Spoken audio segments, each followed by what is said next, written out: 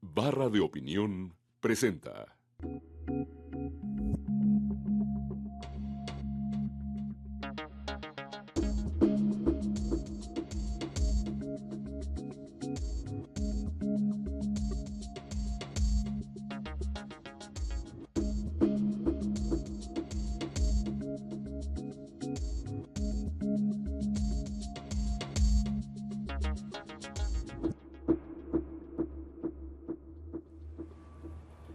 Muy buenas noches, bienvenidos a esta emisión de Entre Tres.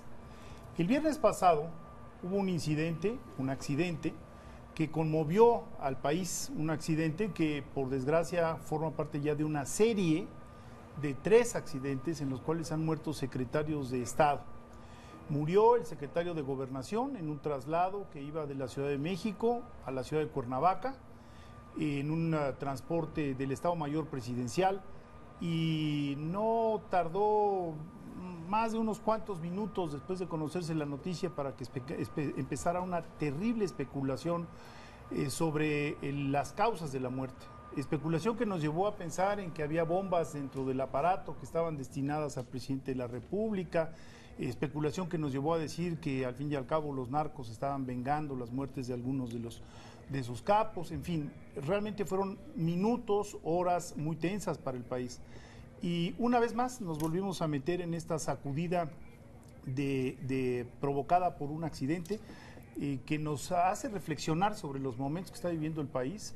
Por fortuna recientemente se reglamentó la ausencia absoluta del titular del Ejecutivo Federal, pero en general no tenemos los protocolos para dar seguimiento a este tipo de situaciones. Y para hablar de este tema y de muchos otros, esta noche nos da enorme gusto recibir a 2 invitados de primera.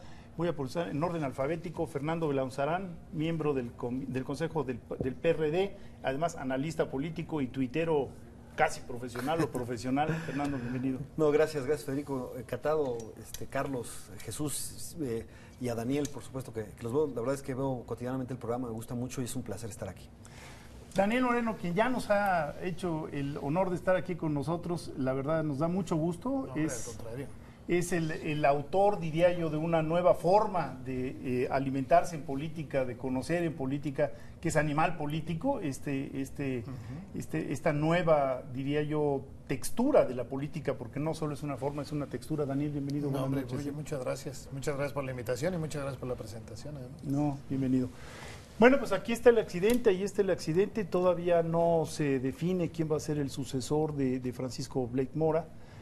Sin embargo, pues la República se vio conmocionada por un nuevo accidente de este tipo, ¿no? Yo creo que tú lo que decías al principio de que inmediatamente surge el sospechosismo y hay una cierta lógica detrás de esto. No habíamos visto este tipo de accidentes en México nunca, y de repente en las administraciones panistas hemos tenido 3 secretarios en posiciones muy parecidas: en seguridad pública, 2 en la Secretaría de Gobernación. Entonces creo que es natural que nos vayamos por allá.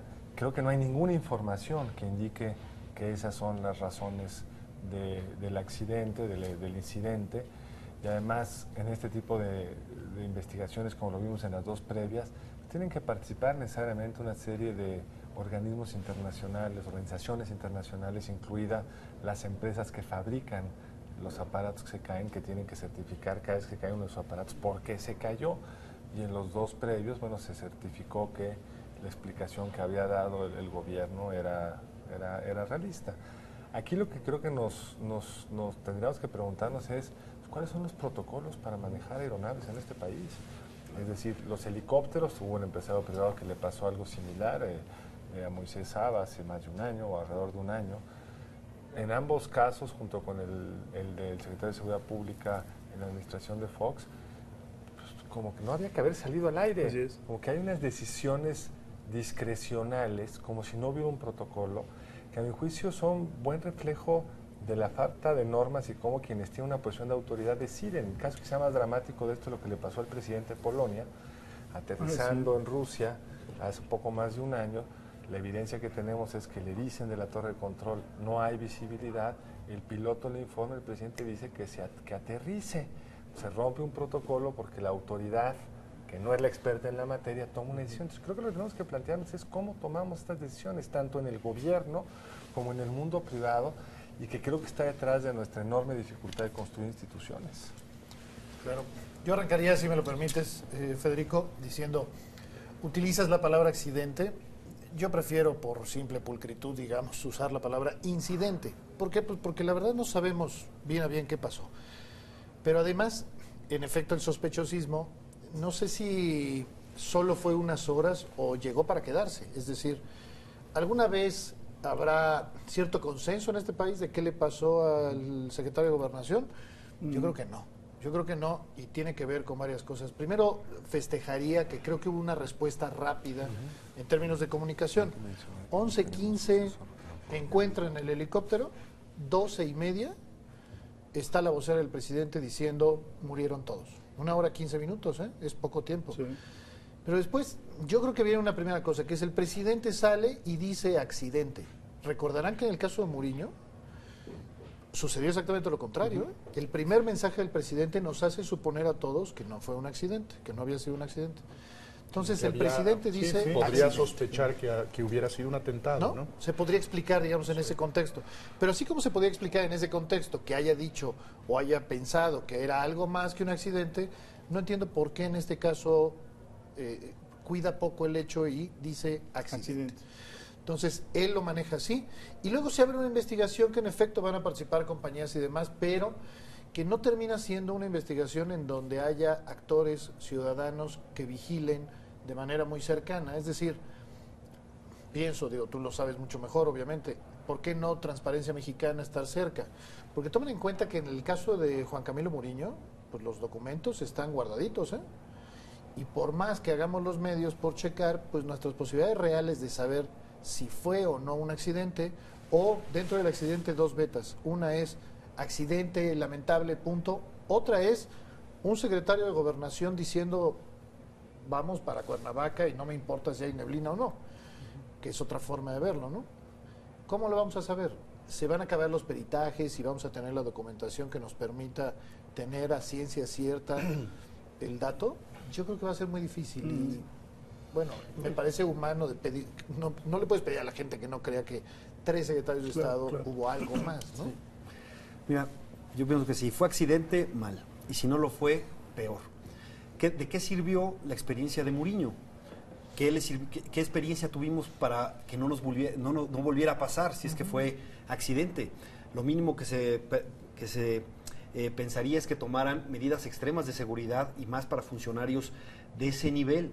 Y entonces me parece que es un retrato muy bueno del gobierno, del gobierno que tenemos y cómo se dan las cosas, cómo son a veces indolentes, improvisados, etcétera. Obviamente, si no fue peor, porque a qué grado ha llegado el crimen para tener la información, la accesibilidad, el acceso para poder hacer este tipo de magnicidios. Lo que sí es que dicen que en política no hay casualidades y 2 secretarios de gobernación en 3 años es una enorme casualidad. Y lo único que haría pensar la leve posibilidad de que esta segunda coincidencia sea efectivamente un accidente, es que somos el país de la estela de luz, que a lo mejor la inauguran en el 2030, de las medallas de los panamericanos que se deslavan. Entonces, parece ser que solo así se pudiera entender algo así. Pero lo que sí es que no solo son ellos, no es el gobierno Calderón. Una afectación así al gabinete genera inestabilidad a todo el país y eso me parece que no nos lo podríamos permitir, ¿no? A mí me parece que ahí hay una serie de datos que habría que examinar que tiene que ver con, digamos, con la flotilla que tiene el gobierno federal para el traslado de sus funcionarios más altos. Héctor Aguilar Camín hacía hoy el registro de las naves que son naves ya muy viejas, helicópteros en particular muy antiguos que tienen cerca de 30 años y que si había accidentes en el gobierno, si hubo, me parece que decía él, 8 accidentes en el gobierno de Ernesto Zedillo, hoy tenemos ya 48 accidentes fatales en aeronaves del gobierno federal. Sí me parece que ahí hay una tarea pendiente. Me parece que una que es vital es cuál es el avión en el que se traslada el presidente de la República. Esto me parece que debe plantearse públicamente. Es un avión que ha trascendido, no es un avión que pueda hacer, digamos, un viaje transatlántico sin escalas, y que es un avión muy viejo, muy antiguo. A mí me parece que el jefe de Estado sí tendría que tener no solamente estos protocolos muy estrictos, sino también tendría que tener las condiciones de máxima seguridad para su transporte. No es ninguna, digamos, me parece que es una irresponsabilidad no analizar esto. Pero mientras tanto que vuelen avión comercial, porque claramente son más seguros. Sí, tienen menos Ahora, promedio. yo creo que lo curioso es que sí reaccionaron, Fernando. Ya no se movía en las aeronaves arrendadas en las que movía el secretario de Gobernación. De Juan Camilo, se estaba moviendo en una aeronave del Estado Mayor, que en principio fue un cambio de protocolos dado el accidente anterior, pero como bien dices tú, pero hay, no digamos esto que a mí me parece muy extraño, que se pueda tomar a la mitad del vuelo una decisión de cambio de ruta. Desde luego que no soy un experto en cuáles son los procedimientos para guiar un helicóptero, pero me parece que ahí hay alguna evidencia de que fue una decisión terrible, fatal. Lo cual nos lleva de nuevo al punto en el cual coincido con Carlos. Qué cosa más rara, coincido contigo. Que no te he pateado hoy. En el sentido de que hay una inversión de las prioridades. Yo creo que este incidente debió de haber sido simplemente, se pudo haber solucionado con una llamada, señor secretario.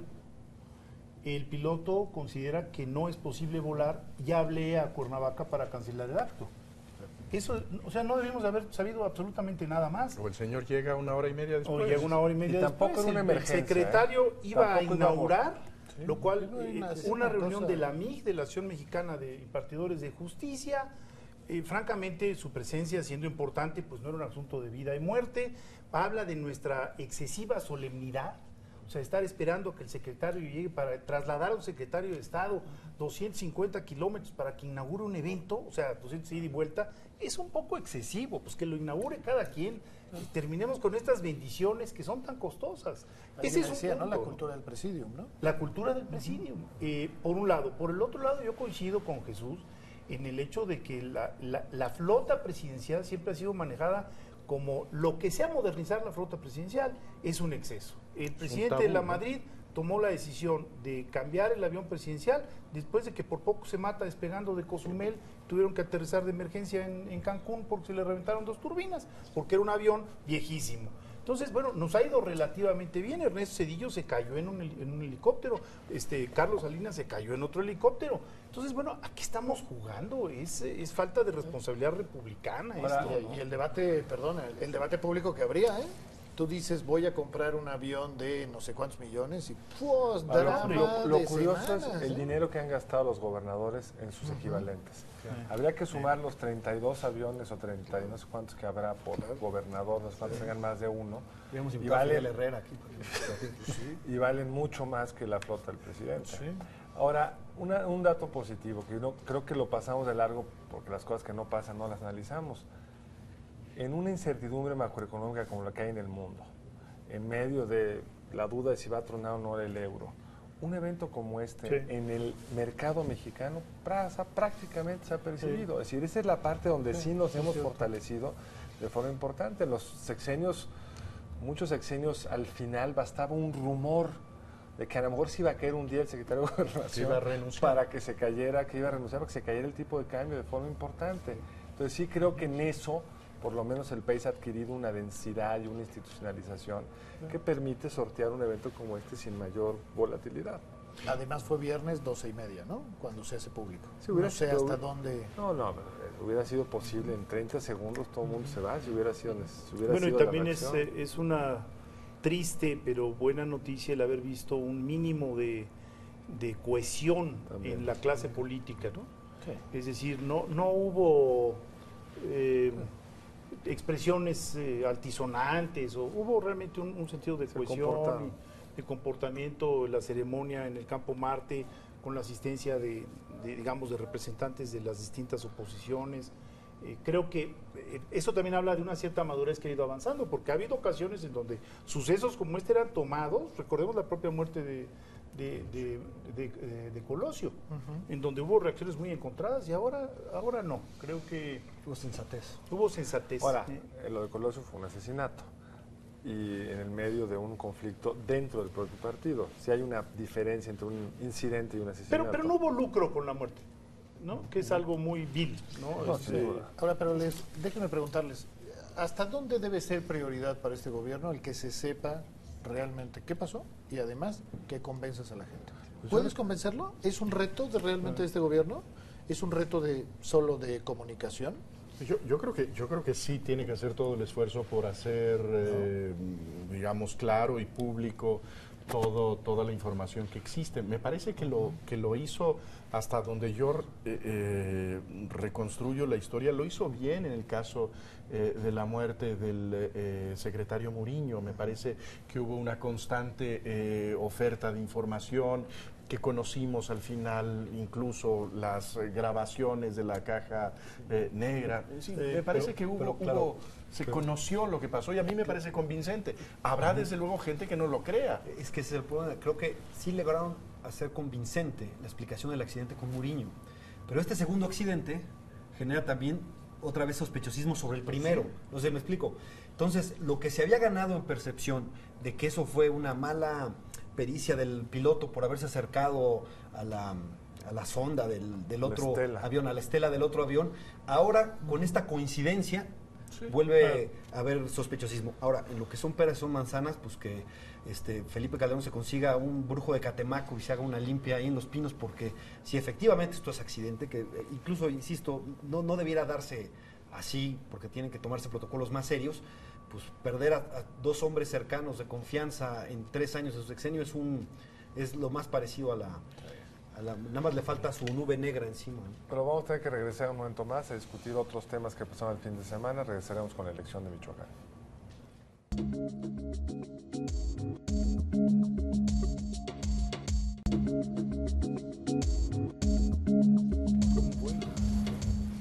Bueno, el día de ayer fueron las elecciones en el estado de Michoacán, fueron las últimas elecciones antes de la elección federal del 2012, la última elección de este año.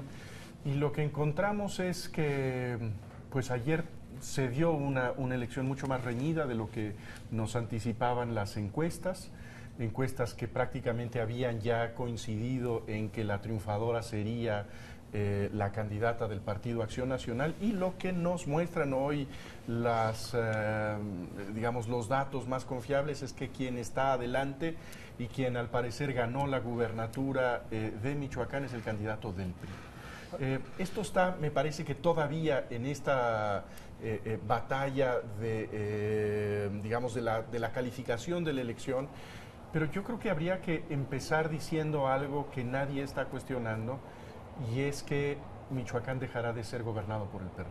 Yo creo que el gran dato de la elección de ayer es que uno de los grandes bastiones, no solamente importantes en términos territoriales, sino simbólicos, emocionales para el Partido de la Revolución Democrática, que era esa cuna del cardenismo, que era Michoacán, deja de ser, patrimonio político de la izquierda y se desplaza al PRI de nuevo. Pero antes de ir a eso que me parece fundamental, yo creo que estamos magnificando un error nuestro, no de los encuestadores. Yo caí en el mismo. Los que dijeron que iba Coco arriba fueron Gabinete de Comunicación Estratégica en Milenio, que todo el mundo dice que son encuestas telefónicas y no bien hechas, y una de Reforma, que todos mis amigos encuestólogos me dijeron, fíjate bien, dice Mural, el 20% de la muestra es telefónica, no le hizo Alejandro Moreno. Las otras, la de Ulises Beltrán, le da mayoría bastante amplia, incluso mucho más amplia de la que sacó al que ganó, al candidato del PRI. Lo mismo con la de Parametría, lo mismo con la de Jorge Buendía. Lo curioso es que al final dominó, por el peso de Reforma, por el trabajo que se de comunicación social del PAN o de la presidencia, la idea que el propio PAN se había comprado de que había remontado arriba, pero había mucha evidencia de que no. Más bien teníamos evidencia de que estaba muy pareja. De acuerdo, nada más un dato, ¿no? Que es, no nos pidas a los lectores que nos fijemos si lo hizo Alejandro Moreno, no. la validó el Grupo Reforma. Hubo encuestadores que dijeron, oigan, es una irresponsabilidad de Reforma porque no se puede encuestar bien en Michoacán. Reforma nos dijo, va a ganar el PAN. No estoy. Eso yo creo que fue un vuelco a la percepción importante. Estoy tratando de explicar la percepción, el peso de Reforma, pero no lo veamos con la finta de que se equivocaron todas las encuestas. Se equivocaron 3 o 2. Y en efecto hubo grupos importantes. Los que dijeron que iba a ganar el PAN también es ARCO, pero bueno, ahí sí creo que la lógica es muy clara, ¿no? Todo mundo que contrata una encuestadora, pues termina ganando la elección, ¿no? Lo cual habla muy mal de las encuestadoras. Muy mal, porque les pasó a los 3 partidos. Bueno, hoy viene un diario de circulación nacional con las encuestas de los 3 candidatos, en donde cada uno de ellos viene ganando la elección. Sí, es una locura, ¿no? Ahora, también hay que decir que fue una elección excepcional. Excepcional por la muerte o el asesinato del presidente municipal, del alcalde de La Piedad.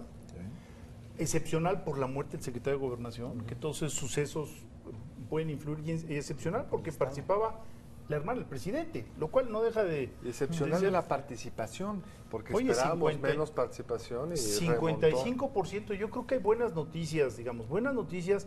Todos teníamos un poco de escozor al pensar en lo que había ocurrido el 15 de septiembre del 2009, ¿no? En el grito, claro, en Morelia. También teníamos escozor por eso, por lo que sabíamos de la infiltración del narco en la entidad. Recordemos que fue Michoacán la entidad que de alguna manera implosionó toda la guerra contra el narco.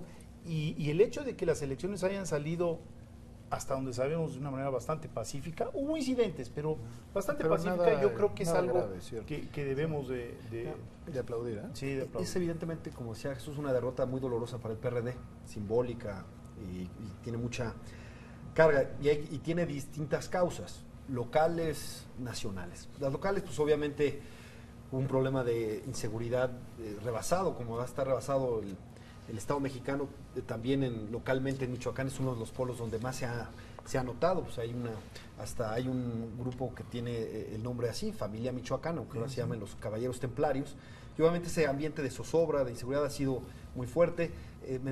Lo desafortunado también del medio hermano de Leonel Godoy, por supuesto que eso pesó, y pues eso no había una buena percepción del gobierno en Michoacán. Eso es por una parte. Segundo, un lugar común que no por eso deja de ser cierto. En una división se pierden todos. Y se ha venido dando en las elecciones después del 2006 ese asunto, y hay que ver las causas de esa división, porque yo escucho ahora a Andrés Manuel diciendo borrón y cuenta nueva a Calderón, y entonces yo no entiendo cuál fue el motivo de la división, porque ni a eso llegaron los chuchos para declarar algo similar a borrón y cuenta nueva a Calderón, como lo está haciendo ahora Andrés Manuel. Hay un cambio de apuesta. ¿Por qué? Yo comentaba un poco antes del programa de que cuando viene el desafuero, Andrés Manuel dice, no caigamos en la trampa de la provocación, no cerremos avenidas, no cerremos calles, no cerremos oficinas públicas. Lo dice ya que va a la Cámara de Diputados.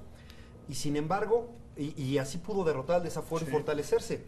Cuando viene lo de las elecciones, los traumáticos resultados de 2006, cierra Reforma. Y es que ya no está pensando en las elecciones, ya no está pensando en las urnas como sí lo hacía con el asunto del Pero Andrés Manuel López Obrador no fue el eje de la elección michoacana de ayer. No, ¿a qué me refiero, Jesús? ¿A qué me refiero? Hay una mala percepción del gobierno de Calderón, hay fallas del gobierno de Calderón, y quien lo está capitalizando no es el principal opositor, como pasa en cualquier país, sino quien capitalizó las fallas del gobierno de Calderón, esta mala percepción del gobierno de Calderón, es el PRI, que venía atrás, quien capitalizó, todo el problema de inseguridad, todos estos problemas, la crisis, etcétera. No fue la izquierda, que fue el principal opositor del PAN. Pero en el caso del PRD estamos hablando de un... Claro, es que hay un ánimo nacional, que lo vemos en todas las elecciones desde ahí, que ha favorecido al PRI. Y ese ánimo nacional a favor del PRI, que yo me da, porque yo sí veo como aires de regresión en esto, pero este ánimo nacional, que obviamente se vio en el Estado de México, que se ha visto en otras, y que hizo prácticamente una necesidad las alianzas del 2010. Solo así se le pudo ser competitivo al PRI y vencerlo en algunos estados. Y ese ánimo nacional, por supuesto que se expresa ahí. A eso es a lo que me refería. Pero en Michoacán el PRD es gobierno, es decir, ahí el eje de la contienda es un eje muy distinto al que tenemos nosotros a nivel nacional. Yo entiendo, me parece que con frecuencia tropezamos en la lectura de las elecciones locales como mensajes al 2012. Veamos nosotros cómo está Peña Nieto y cómo está el PRI y cuáles son las posibilidades de Ebrard y López Obrador para que todo nos cuadre con nuestra visión del 2012. Las elecciones michoacanas me parece que fueron michoacanas y que se explican con coordenadas michoacanas y los candidatos responden a una dinámica local. Claro, no solo. Perdóname, nada más agregaría un par de elementos más. Uno es, Tamaulipas y Chihuahua son dos estados en donde la violencia también es muy fuerte y el partido en el gobierno ganó, pero tranquilo, Sí. Aquí no. Aquí estamos hablando de un problema serio del PRD que yo creo amerita una autocrítica que va más allá de Andrés Manuel. Porque también, en este caso la corriente de los chuchos se tiene que preguntar si Silvano era o no el candidato. Hay un dato que es demoledor. Yo solo recuerdo 3 elecciones en donde el partido en el gobierno se ha ido a un tercer lugar. Y las 3 son del PRD. Tlaxcala, Baja California Sur y ahora Michoacán. ¿Cómo le hicieron para irse a tercer lugar? Es hasta una normalidad estadística. Y el otro tema que hay que tener claro es que al PRD le queda una entidad. Exacto. Porque Guerrero pensar que es del PRD es un poco extraño, Claro, es un priista. Entonces, ¿qué va a hacer el PRD? Tiene un dilema enfrente muy fuerte. Claro que pesan estas cosas. Yo doy algún dato. 3 meses o 2 meses después de las elecciones del 2006, primero con la toma de Reforma, casi perdemos Chiapas, que se veía más o menos clara. Un mes después, Tabasco, donde Andrés Manuel había ganado como 5-1 la elección contra su otro paisano, había sido terrible. Perdimos Tabasco en esa lógica. Sí, es una lógica que afecta, pero no solo eso. Así como antes del 2006, el PRD se beneficiaba del efecto Andrés Manuel, directo o indirectamente en todas las elecciones, y teníamos un plus porque la gente identificaba al PRD con Andrés Manuel y esa era la gran figura. También está pasando eso a favor del PRI. Porque el PRI, ¿qué ha hecho? ¿Qué bueno ha hecho para tener estos tan grandes resultados? Hay una especie de ánimo o ambiente. Es más, los gobiernos han sido fatales. El gobierno en Tamaulipas del PRI es terrible. El gobierno en Chihuahua del PRI es terrible, como si fuera de adorno, ¿no? En Veracruz también fue terrible el gobierno y sin embargo mantienen, porque hay una especie de ánimo nacional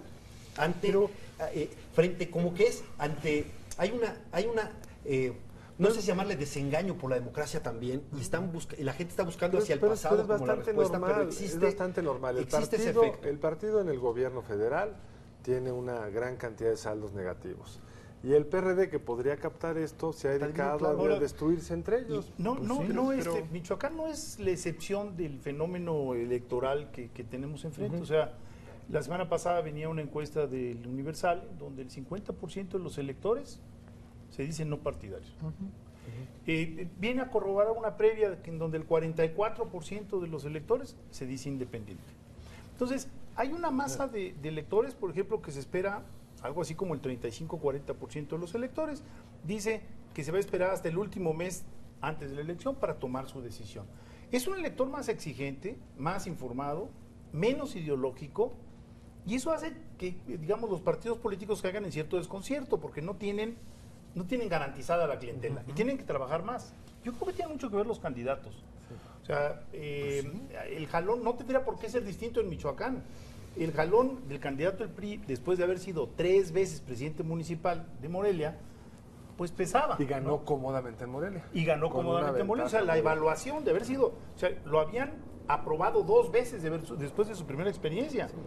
Entonces yo creo que hay que ver las cosas en la lectura michoacana, digamos. En este sentido, yo creo que no podemos pensar que las elecciones locales son solamente el trasvase de la dinámica nacional.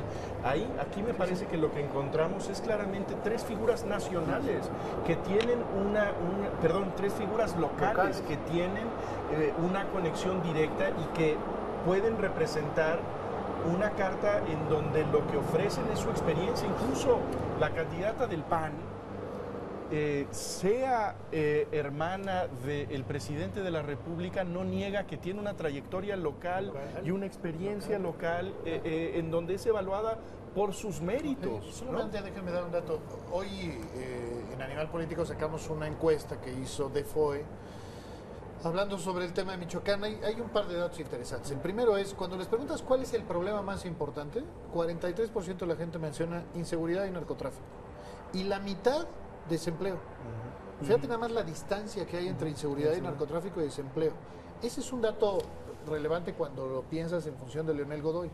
Porque en efecto Tamaulipas y Chihuahua son dos estados con una inseguridad muy potente, pero creo que en el caso de Michoacán, la marca de Leonel Godoy fue el asesinato del alcalde de La Piedad. ¿Y dónde estaba Leonel Godoy?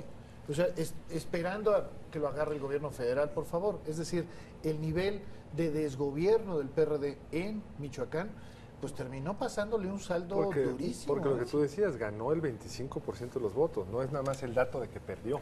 No, Exacto. Es evidente No, o sea, que es el muy PRD, duro, ¿no? es evidente que el PRD no cumplió las expectativas que tenía como gobierno. Eso nadie lo está negando. Con un gran ¿no? cuadro, que es Leonel Godoy, ¿eh? O sea, No, era un cuadro de... No, te voy a decir una cosa. tremendo nivel Todos para el país, esperábamos con Leonel Godoy un gobierno mucho mejor evaluado, ¿no?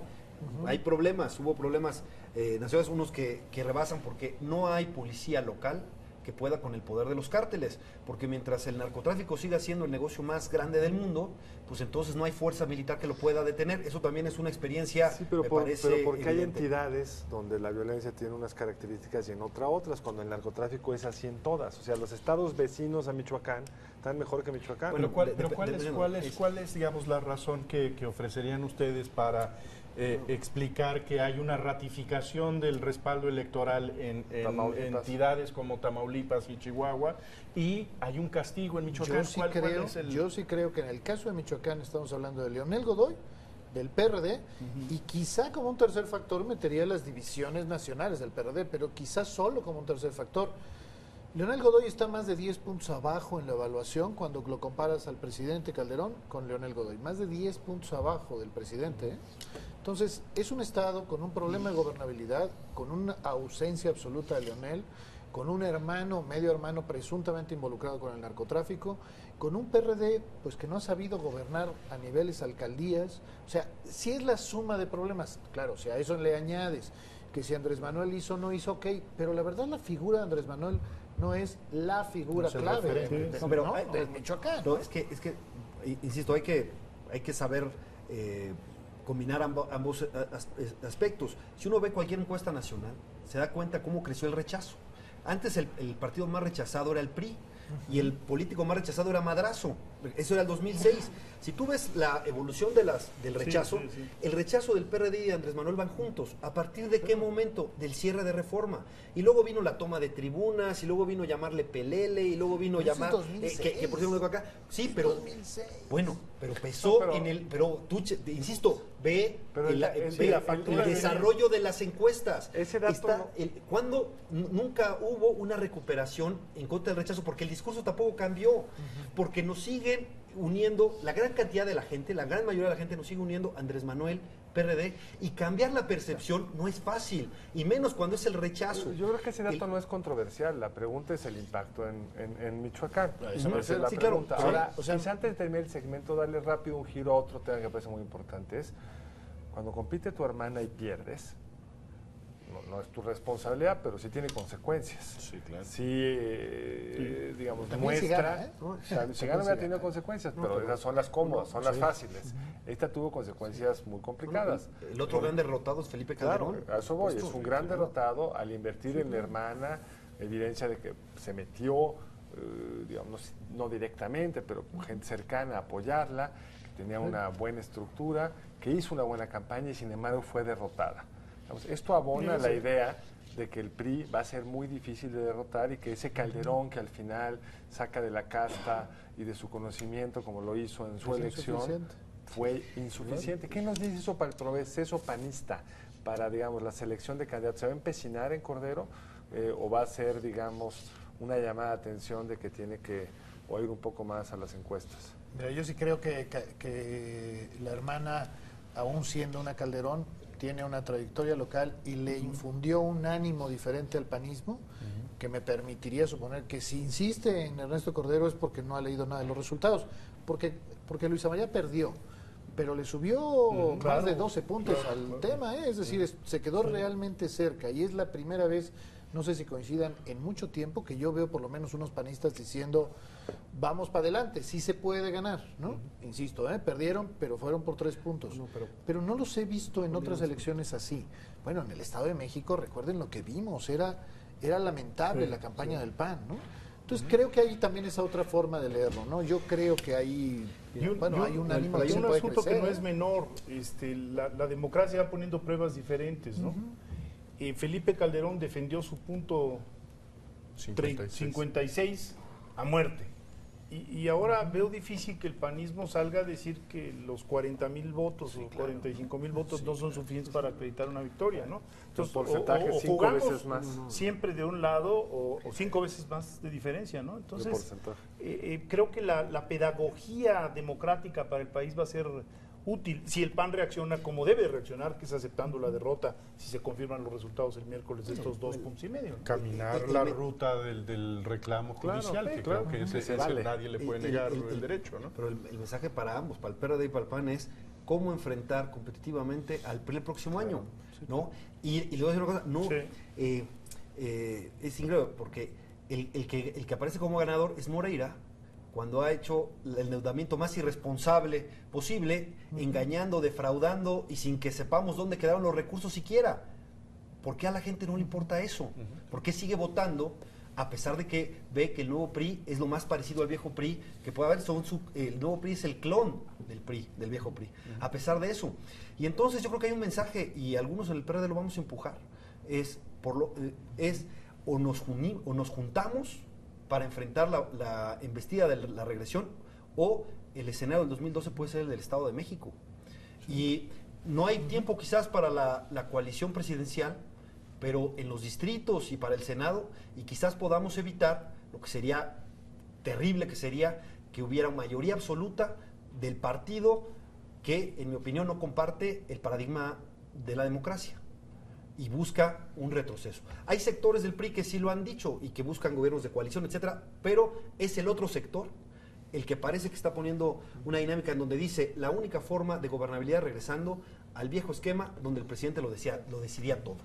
Y si queremos evitar esa regresión y tirar a la basura la lucha de generaciones por la democracia, tenemos que hacer el esfuerzo para ir a coaliciones también en los distritos, en el Senado, para evitar que todo se decida en una persona, porque eso sería el peor de los escenarios posibles para México. Bueno, tenemos que hacer un corte, vamos unos minutos y regresamos aquí a seguir conversando de estos asuntos nacionales que nos tienen a todos muy ocupados y preocupados. Vamos a un corte.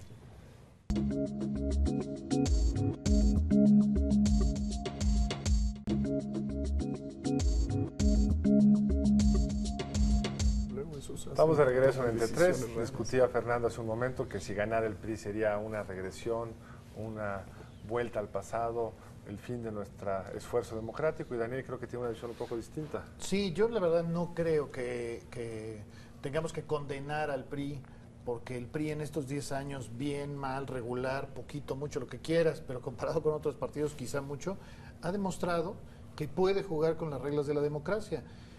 Platicábamos de un ensayo que se publicó apenas este domingo en Enfoque, el suplemento de Reforma, que me parece que puede resumirse en decir: el PRI jugó con las reglas de la democracia en su derrota, entregó el poder en el 2000, en el 2006 jugó, perdió y se cayó, y en cambio los dos partidos de la oposición, que en ese entonces eran de la oposición, que se asumían como los demócratas, llevan 10 años demostrando que son poco demócratas, que son poco institucionales, y que le abrieron la puerta a esto. Estás poniendo en un mismo saco al PRD y al PAN. En diferentes niveles, pero seamos francos, digamos, este gobierno, digamos, el carácter democrático de este gobierno yo creo que ha sido cuestionado más de una vez, con sus propias decisiones. Pero, por ejemplo, van a aceptarlo en Michoacán sin problemas, aunque sea el hermano del presidente, presumiblemente. Han pasado 24 horas, pero presumiblemente, no.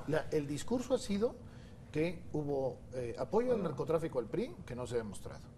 Que faltaban unos votos por contar, pero no han presentado sus actas. El PRI salió diciendo, oigan, aquí está el 99%. Yo creo que la hipótesis es interesante, Daniel, pero por ejemplo, en los últimos días, el cobijo del PRI a su dirigente nacional, el hecho de que no haya una exigencia de los priistas para que el hombre salga, se despoje de su cargo y presente su defensa sin el respaldo de la institución de su partido, me parece que habla de un partido que no se ha hecho cargo de lo que significa vivir en democracia. Yo creo que ahí hay una cultura que sí es una cultura de complicidad, en donde si es uno de los nuestros, nosotros lo cobijamos. En el PAN no vemos eso. En el PAN sí vemos, si hay un alcalde que tiene relaciones turbias con un señor que vende quesos, al tipo le piden su renuncia, lo expulsan del partido. No, bueno, No siempre, pero ese ejemplo no me parece justo. Mauricio Fernández declaró abiertamente que había tenido tratos con el crimen organizado y ahí sigue Mauricio Fernández como presidente municipal. Un punto.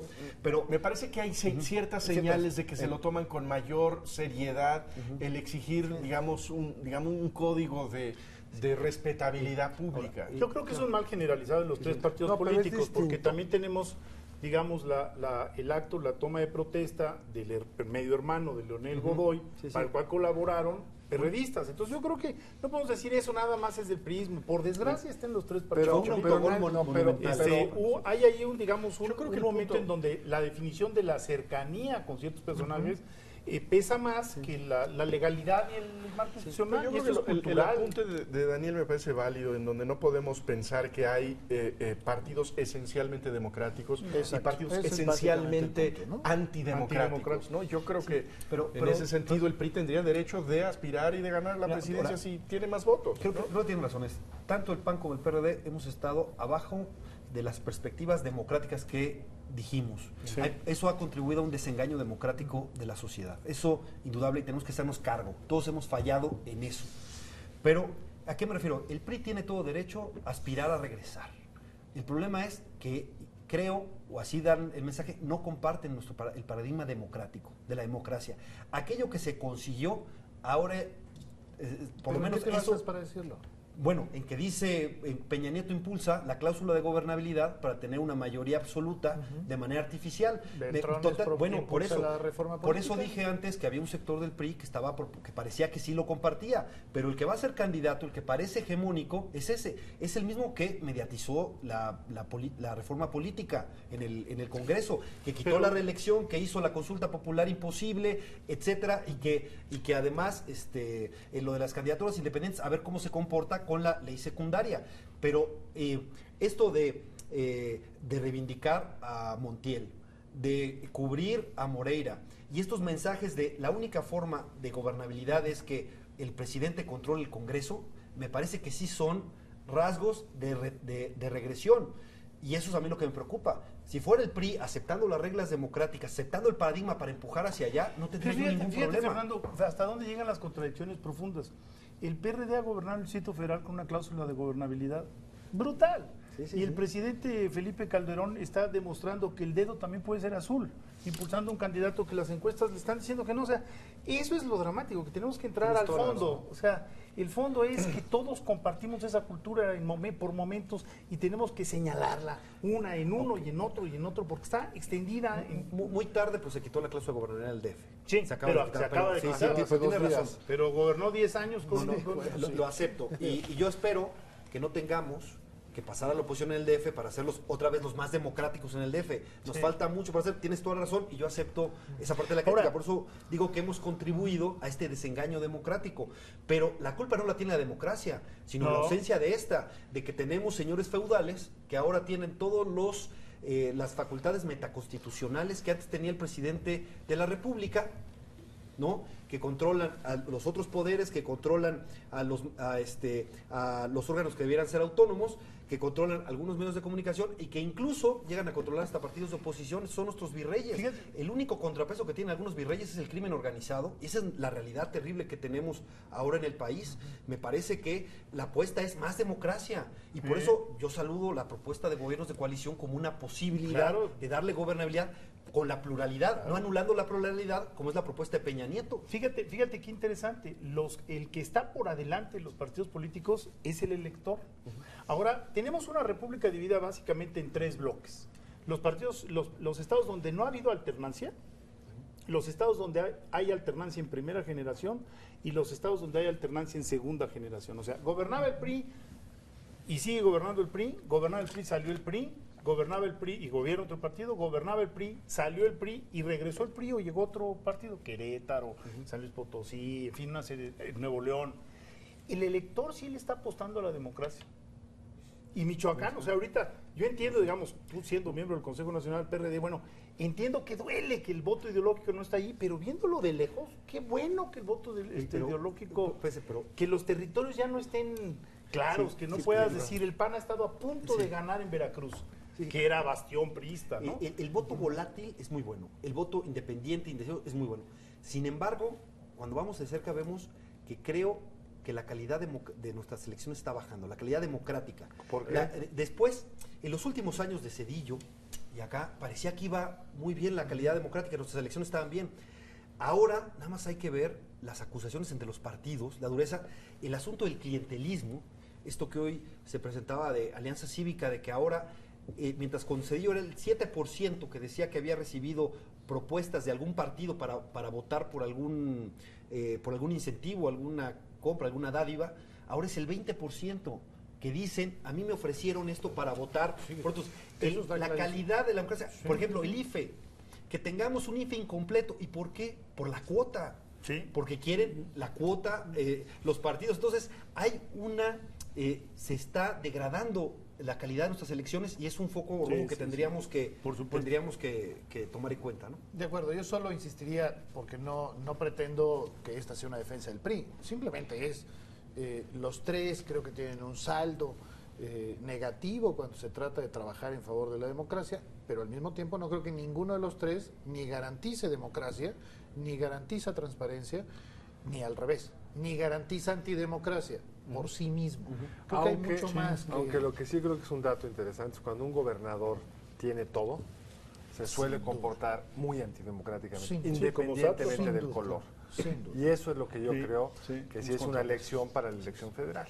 Porque un país sin ¿eso pesos y valida contrapesos, coaliciones y demás, incluso entre adversarios ideológicos? pues no sé, eso lo tendrán que decidir ellos, pero yo creo que... Complicado, ¿no? Pero yo sí creo que hay un tema ahí de que en los estados donde tiene un gobernador todo el poder es donde están los peores abusos. Yo también creo. No es donde avanzan más las reformas y entonces hacen las mejores instituciones, es donde se sirven con la cuchara más grandota. Se nos está yendo el tiempo y creo que habría que hablar algo digamos, de la decisión inminente, una decisión que me parece que puede ser crucial para el proceso electoral, que es el que se anunciarán dentro de unas horas, al parecer el día de mañana. Pues quién ganó la pareja de encuestas que solicitaron Andrés Manuel López Obrador y Marcelo Ebrard. Yo creo que esto es una decisión que está, digamos, con una marca de mucho misterio, es decir, que no han sido claras las reglas y que no tienen, digamos, ninguna conducción de partido, sino que es explícita y públicamente un acuerdo entre dos personas que en un café o en una oficina se sentaron a pactar las reglas que son satisfactorias para ellos y que plegaron, por lo tanto, a su partido a acatar esa decisión de los dos caballeros. Pero que finalmente parece anunciarnos que eso que decíamos durante mucho tiempo, que se podría romper la izquierda, que podría haber dos candidatos, creo hoy que es poco probable.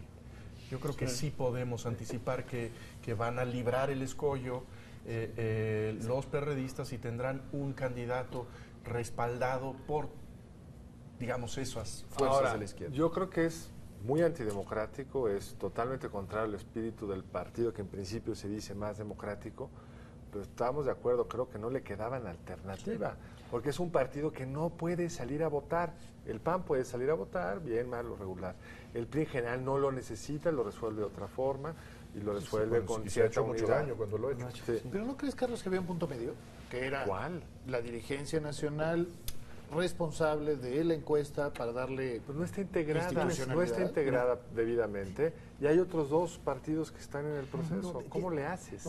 Mira, creo que el PRD debe haber mantenido su encuesta, iba a ser una encuesta, decidió a petición de los dos precandidatos no hacerla. Me parece que eso fue un error, porque el partido de todas maneras queremos fortalecer instituciones, pues se tiene que fortalecer la institución del partido. Pero bueno, tenemos que actuar con mucha responsabilidad. Me parece que es correcto que haya un solo candidato. Sí creo que son dos escenarios completamente distintos, si es uno o es el otro. Si es, porque la verdad es que no debiéramos estar en este brete. Después de los gobiernos del PAN a la derecha, faltaría la transición o la alternancia, como dijo Enrique Krause, hacia la izquierda. Eso sería lo sano, lo importante. Se desperdició, me parece, una gran oportunidad. Hay evidentemente una apuesta fallida. Yo digo que el PRI crece por dos guerras fallidas: la guerra fallida de Calderón contra el narco y la guerra fallida de Andrés Manuel contra Calderón. Esas dos guerras fallidas le permiten crecer. El día que tomó posesión Calderón, el 1 de diciembre de 2006, Andrés Manuel dijo en el Zócalo: no habrá normalidad política. Esa fue su apuesta, y fue una apuesta terrible, ¿no? La división empezó. ¿Qué hacemos con las bancadas que teníamos? Las bancadas más grandes en nuestra historia. Promovemos nuestras reformas, eso es lo que decíamos, una parte importante del partido. Los chuchos, digamos, la bandera, promovamos nuestro reforma, nuestro programa, y Andrés Manuel no quería ningún acuerdo en el Congreso. Quería que esto pues se descompusiera porque no quería normalidad política. Ahora, Andrés Manuel, pues ahora puede ser el candidato ahora del PRD yo celebro su cambio de discurso. Ahora dice, borrón y cuenta nueva a Calderón, es mi prójimo y yo lo amo, ¿no? Está muy bien, qué bueno que esté moderándose, que esté adaptando este discurso. Ya dice pacto nacional, que era la bandera que tenía, por ejemplo, Jesús Ortega diciendo pacto nacional, pacto nacional. Hoy Andrés Manuel dice en una entrevista, vamos al pacto nacional. Muy bien, yo celebro la chuchitización de Andrés, aunque me preocupa que no solo está moderándose, está manejando una religiosidad exultante. Y esa religiosidad exultante, sabíamos que era religioso, de alguna manera se dejaba entrever, pero ahora lo hace de manera muy abierta, muy contraria a lo que siempre hemos defendido muchos en la izquierda, y quizás le pueda ayudar a él a quitarse los negativos, a reposicionarse, a reinventarse. Pero es un expediente muy peligroso, ¿eh? Por dos razones. Una, porque por convicción sí creemos muchos que la vida pública debe ser tener sus límites o sus fronteras sobre la religión, pero por convicción primero, pero también por resultados. Yo no creo que la izquierda sea el que más se beneficie si la religión es un tema de campaña. Híjole, tema complicado. Yo creo que mañana a estas horas ya sabremos quién es el candidato de la izquierda, o podrá haber un empate técnico, o, bueno, hay todavía varios escenarios, pero primero destacaría, en efecto, no se mataron, no es poca cosa. Había grupos en ambas partes que decían que vamos cada quien vaya por su lado, ¿para qué nos preocupamos? No se mataron. Sigo creyendo que Andrés Manuel López Obrador es un candidato, puede ser un candidato muy interesante, en muchos sentidos, interesante porque es el único que contrasta. Hace no mucho te oía, ¿no, Carlos? Es el que tiene un diagnóstico distinto de lo que le pasa a este país, el que tiene propuestas diferentes sobre cómo resolver las cosas en este país, debatibles evidentemente, pero diferentes, y que pues podría tener el gran reto de decir, bueno, en un lado están Peña Nieto y Josefina o Ernesto Cordero, y del otro lado estoy yo. Hay dos claras apuestas, y eso puede tener resultados electorales no malos. Bueno, y yo creo que también una buena noticia, que se lo preguntamos en esta mesa a Andrés Manuel López Obrador, es que no vaya a haber, digamos, dos boletas con dos candidatos de la izquierda, porque independientemente del futuro del PRD, también estaba el futuro de la izquierda como un conjunto de propuestas, esto que tú estás diciendo, diferentes, con otra sensibilidad, con otra orientación, con otra brújula. Esto facilita, yo creo, el camino para que la izquierda lentamente vuelva a recuperar niveles significativos, porque si no, lo que nos anunciaban las encuestas es que se hubieran quedado PRD con Andrés Manuel, perdón, con 10%, 10 y 10, lo cual hubiera sido terrible para los equilibrios políticos del país. Yo difiero un poco, Daniel, porque yo vengo de una izquierda que de alguna manera asume que la caída del muro de Berlín decidió que no hay justicia sin libertad y sin democracia, y que necesitamos no solo la justicia, que creo que Andrés Manuel acierta en declarar la terrible pobreza que hay para mucha gente, es un fracaso del modelo económico de nuestro modelo, el asunto de que no solo la desigualdad, sino también los privilegios. En esto que señala Andrés Manuel tiene la razón, me parece, en muchos sentidos, y muchos lo compartimos, pero también tiene que haber libertades y tiene que haber democracia. Y en esos dos aspectos yo lo veo más cerca de Peña Nieto que de nuestra propuesta de izquierda, me parece, en libertades y democracia. Cuando yo digo que no comparten el paradigma democrático Peña Nieto, también quiero decir que yo tengo mis serias dudas de que Andrés Manuel también comparta el paradigma democrático. Queremos verdaderamente decidir que la solución de este país es por la democracia, por la izquierda, y tenemos en ese sentido, me parece, cuando se dice el PAN fracasó en hacer de la alternancia el cambio, que lo haga la izquierda, me parece que sí. Pero para eso me parece que deberíamos buscar un trabajo como el de Lula en Brasil, que dijo una frase que me parece que lo pinta como estadista. Dijo, si Brasil lo gobernara Jesús, tendría que hacer coalición con Judas.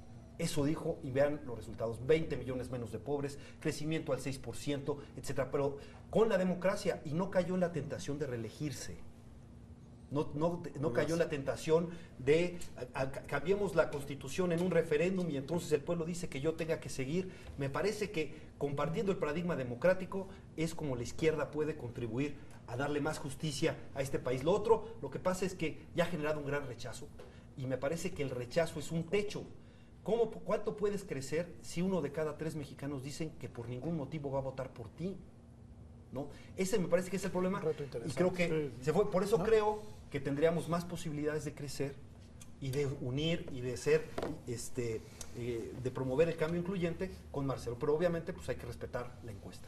Bueno, por fortuna esta será una incógnita que seguramente se resolverá mañana, a menos de que mañana se resuelva que está tan cerrada la contienda entre ellos dos, que el PRD y la izquierda gana unas semanas más y que se decidirá esto después. Eso lo sabremos mañana, pero se nos fue ya el tiempo. Muchísimas gracias, Fernando, Daniel. Al contrario, muchas gracias a ustedes. Gracias. Y nosotros nos veremos aquí el próximo lunes en otra emisión de Entre Tres.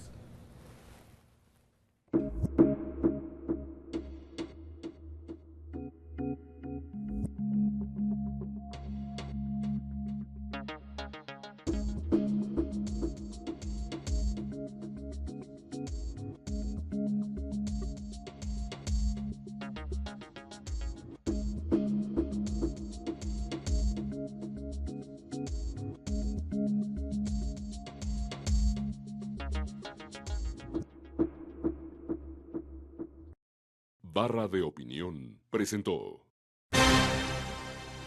El que se mueve no sale en la foto, dijo alguna vez el desaparecido dirigente obrero Fidel Velázquez Sánchez, quien dirigió a la Confederación de Trabajadores de México durante varias décadas. Velázquez, todo un personaje de la política mexicana en el siglo pasado, se refería a quienes aspiraban a ser los candidatos de su partido, el PRI, a la presidencia de la República.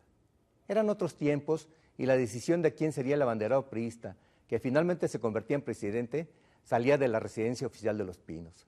Hoy 7 personajes que hasta ahora han manifestado su deseo de ser el abanderado de sus respectivos partidos andan muy movidos, y según la ley electoral no son tiempos de campaña, ni siquiera todavía de precampañas, pero el árbitro de la contienda los tolera y dicen por ahí que lo que mal empieza, mal termina.